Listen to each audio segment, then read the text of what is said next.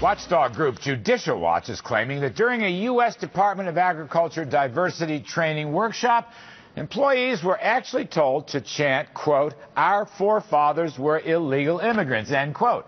Is this yet another example of brainwashing of Obama's agenda, all at taxpayer expense? I don't get it.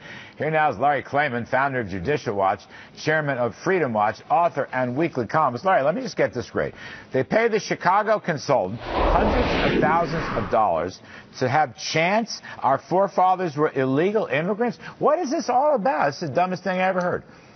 Well, you could have Jean-Paul Sartre maybe write the novel. It's theater of the absurd. It's about as absurd as when Bill Clinton claimed during the Monica Lewinsky scandal that our founding fathers were philanderers. I mean, this is not what you spend taxpayer money for.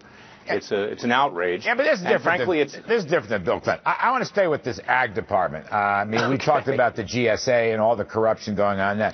They're just willy-nilly taking taxpayers' dollars. I don't know if you know precisely how much. The reports, Larry, say a couple of $100,000, and have people chant. I don't like chants, by the way. I'm sort of offended by that part too. First of all, how much dough do you think they actually spent on this Chicago consultant?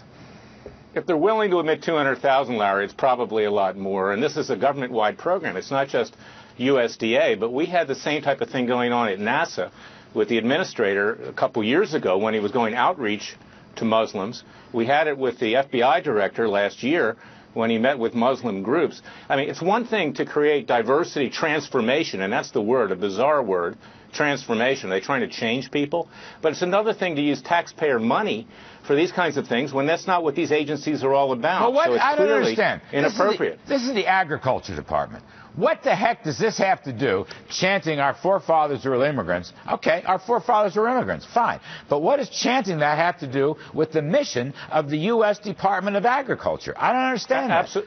Absolutely nothing. You see, what happened is, over the years, there was some discrimination at the USDA dealing with agricultural loans. However, then they brought in a program called Pigford. These were settlements, and billions of dollars were paid out on fraudulent loan applications at the USDA.